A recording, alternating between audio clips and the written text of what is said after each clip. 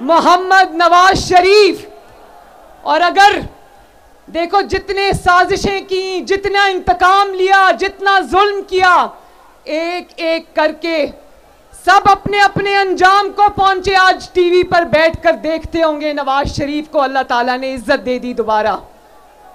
तो ये जो हम देख रहे हैं ये मकाफात अमल के सिवा कुछ नहीं। इन्होंने झूठे इल्जाम लगाए। कौन सा ऐसा झूठा इल्जाम है जो इन्होंने नवाज शरीफ पर नहीं लगाया, मुस्लिम लीग नून के लीडरान पर नहीं लगाया, आपकी बेटी और बहन पर नहीं लगाया। अल्लाह के फजल से आज सब सुरखरू हुए। और ये जो झूठे इल्जाम लोगों पर लगाते थे, आज एक एक इल्जाम जो इन पर लगा और इन्होंने कभी लोगों पर लगाया, इन पर सच साबित हुआ। कल इमरान खान को 10 साल सजा हो गई कौमी राज अफशा करने पर, कौमी सलामती से खेलने पर।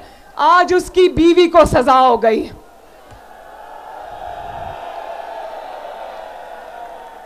ये लोगों को चोर चोर कहते रहे। वो कहते थे ना कि विचों विचों खाई जाओ तो रौला पाई जाओ। ये लोगों को चोर कहते थे। अल्लाह ताला ने उन सबको सुरखरू किया। ये पूरे खानदान समेत आज अल्लाह के फजल से चोर साबित हुआ है। मैं इसकी बीवी की गिरफ्तारी पे खुश नहीं हूं, मैं किसी की तकलीफ पे खुशी नहीं मनाती, लेकिन एक निजाम आसमान से भी चलता है। ये नहीं हो सकता। मेरे पे क्या इल्जाम था? मेरे पे कोई चोरी का इल्जाम नहीं था। मैं भी किसी की बेटी थी, किसी की बहन थी, किसी की मां थी। मेरे पे चोरी का इल्जाम नहीं था। मुझे सजा सिर्फ इस बात की मिली कि बाप का साथ क्यों दिया, बाप के साथ खड़ी क्यों हुई। लेकिन बुशरा बीबी पे ये इल्जाम नहीं था। बुशरा बीबी के ऊपर तोशा खाना से हीरे जवाहरात लेकर, हीरों के सेट लेकर, घड़ियां लेकर बेचने का, चोरी करके बेचने का इल्जाम था, जो साबित भी हुआ। आज जो आज टीवी पर बैठकर कह रहे हैं ये नहीं होना चाहिए था, क्यों नहीं होना चाहिए था? अगर कोई वजीर आजम चोरी करता है और अगर कोई वजीर आजम की बीवी चोरी करती है, तो क्या इसलिए उसको छोड़ दिया जाए और कानून हरकत में ना आए कि वो वजीर आजम है या वजीर आजम की बीवी है? बताओ नारोवाल वालों। मैं पूछना चाहती हूं आपसे आज ये बात, और अल्लाह करे कि जो हमें बर्दाश्त करना पड़ा वो कभी इनको ना सहना पड़े। मैं अपने बाप के साथ अपनी मां को लंदन में छोड़ के आई और अपने बाप के साथ मैंने गिरफ्तारी दी। अडियाला में मैं अपने वालिद के साथ रही। वालिद पास ही होते थे लेकिन मुझे मिलने की इजाजत नहीं थी। वहीं पर मुझे अपने वालिदा के गुजर जाने की खबर भी मिली। मैं कहती हूँ अल्लाह करे ये कभी किसी दुश्मन के साथ भी ना हो। उसके बाद जब मुझे दोबारा गिरफ्तार किया तो मैं अपने वालिद को जेल में मिलने गई थी। नारोवाल वालों, मैं अपने वालिद को जब जेल में मिलने गई, इन्होंने मेरे वालिद को दफ्तर में जेल के आकर मेरे वालिद के सामने मुझे गिरफ्तार किया। नवाज शरीफ ने कहा, एक जुमला कहा उस दिन नैब से, एक जुमला मेरी बहनों। नवाज शरीफ ने जब नैब मुझे उनके सामने गिरफ्तार करने आई तो नवाज शरीफ साहब ने कहा मेरे सामने गिरफ्तार करने की क्या जरूरत थी? बाप के सामने बेटी को गिरफ्तार करने की क्या जरूरत थी? बाहर आ रही थी ना तो कर लेना था गिरफ्तार। तो मैं ये याद रखना नैब वालों, नवाज शरीफ ने कहा कि वक्त कभी एक जैसा नहीं रहता। और आज देख लो, नवाज शरीफ ने अपना मुकदमा साकिब निसार पे नहीं छोड़ा। नवाज शरीफ ने अपना मुकदमा उमर अता बंदयाल पे नहीं छोड़ा। नवाज शरीफ ने उंगली उठा के कहा था कि मैं अपना मुकदमा अल्लाह ताला के पास लेकर जाऊंगा, और उसने अल्लाह ताला पे छोड़ा, आप पर छोड़ा। और आज देखो अल्लाह ताला ने नवाज शरीफ को किस तरह अल्लाह के फजल से सुरखरू किया।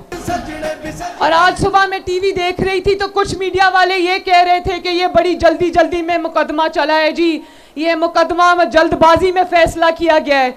तो मैं नारोवाल, शकरगढ़ और जफरवाल से पूछना चाहती हूँ कि जल्दी जल्दी में ये फैसला किया गया है?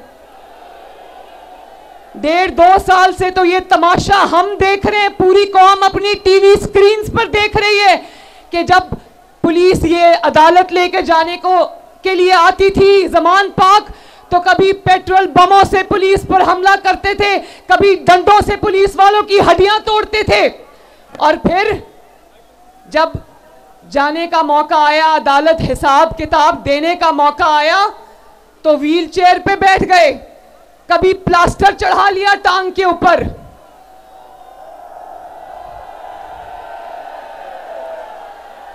छह महीने में बिल्डिंगों के लेंटर उतर जाते, इनकी टांग से प्लास्टर नहीं उतरता। उसकी वजह यह है कि जब चोरी की होती है ना, जब इंसान का दामन आलूदा होता है, जब इंसान के हाथ चोरी से रंगे हुए होते हैं, तो फिर प्लास्टर चढ़ाना पड़ता है टांग पर। और जब आपके लीडर की तरह दामन साफ हो, नवाज शरीफ की तरह हाथ साफ हो, तो नवाज शरीफ शेर की तरह 200 पेशियों पे सीना तान के अदालत में पेश होता है। जब इंसान बेगुनाह होता है तो अल्लाह ताला की तरफ से बहादुरी उसके सीने में आ जाती है। मैं भी सजाए मौत की चक्की में रही, 5 महीने कोट लखपत जेल में सजाए मौत की चक्की में रही। एक दिन मैंने रोना पीटना नहीं किया, मैंने कहा कि अल्लाह ताला की तरफ से आजमाइशें गुजर जाएगी, नवाज शरीफ की और वतन की मोहब्बत में मेरी जान भी जाती है तो जाए।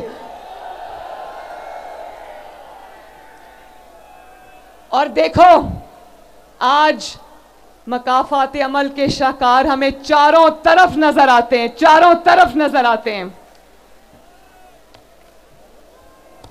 मुस्लिम लीग नून तो एक सियासी जमात थी, एक नजरियाती जमात थी, बर्दाश्त कर गई, मगर ये जमात इसलिए ये बर्दाश्त नहीं कर सकी क्योंकि ये एक फितना था जिसको लाया गया था पाकिस्तान को तबाह करने के लिए।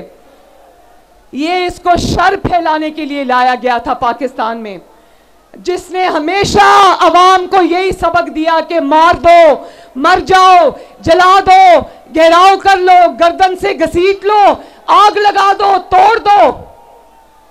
तो ये सब गालम गलोच और इल्जामात पे जिंदा थे।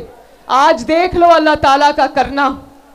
आज बैठ के किसी ने प्रेस कॉन्फ्रेंस नवाज शरीफ के खिलाफ नहीं की है। एहसन इकबाल साहब की मैंने आपको मिसाल दी, ये आपके एमपीएस और एमएनएस के कैंडिडेट्स खड़े, किसी एक ने नहीं कहा कि हम प्रेस कॉन्फ्रेंस करके नवाज शरीफ को छोड़ते हैं।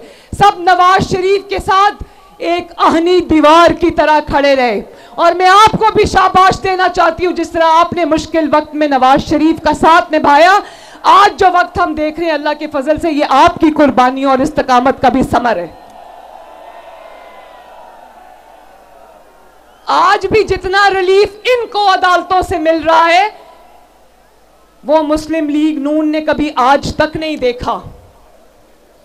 तो मैं जफरवाल से, शकरगढ़ से, नारोवाल से ये कहना चाहती हूं, और मैं एहसन इकबाल साहब से भी कहना चाहती हूं। एहसन इकबाल साहब, जिस तरह नारोवाल में आपने तरक्की दिन रात की, नारोवाल को सजाया, नारोवाल को बनाया, अब ये आपकी जिम्मेदारी और मेरी जिम्मेदारी है कि हम शकरगढ़ को और जफरवाल को भी इसी तरह सजाएंगे और बनाएंगे और तरक्की देंगे इंशाल्लाह।